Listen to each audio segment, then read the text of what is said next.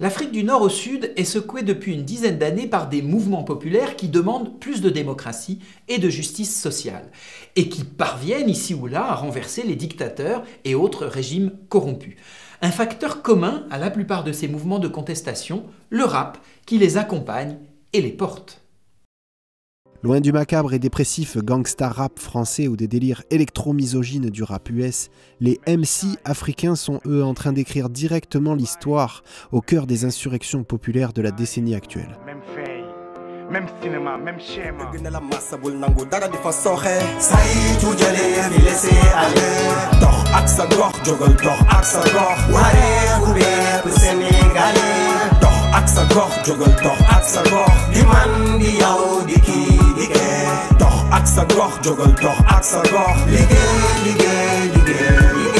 Au Sénégal, le mouvement Y en a marre a été lancé et animé par des rappeurs. Fou Malade, 5e Underground, Simon, Human ou encore Siat et Kilifeu du groupe Kurgi.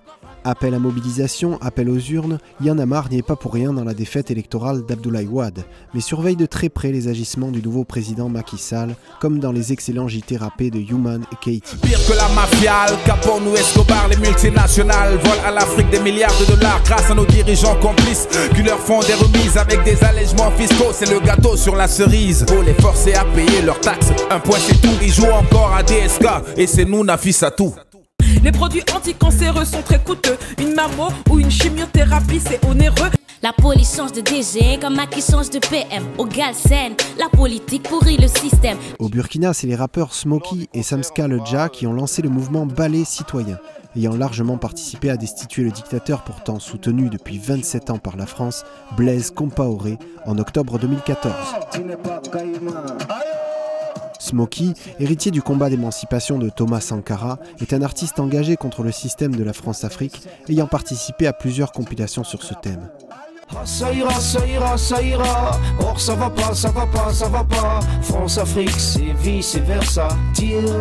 Les assassins s'enfilent et les victimes s'entassent. T'as pas le benga, t'as pas la baraka. Ça ira, ça ira, ça ira. Ce dernier, lors de la brève tentative de coup d'État de septembre dernier, a même vu sa famille intimidée et son studio attaqué au lance-roquettes.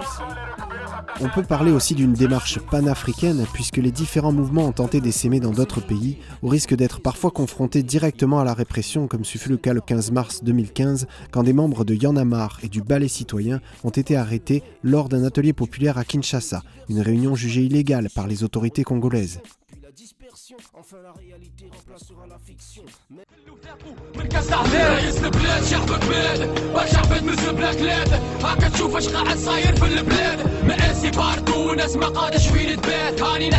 En Tunisie, quelques semaines avant la révolution, un très jeune rappeur de 20 ans, El Général, sort 2 morceaux très émouvants anti-Ben Ali, en même temps que démarre la révolte de Sidi Bouzid fin 2010, ce qui lui vaudra 3 jours d'emprisonnement.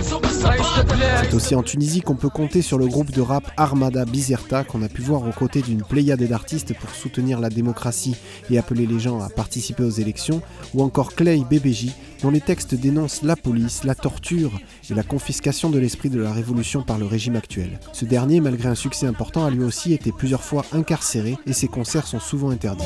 Martyr, c'est pas facile de partir, il faut agir et foncer, finir ce qu'on a commencé. Liberté, solidarité, démocratie, à consommer sans modération, Tunisie.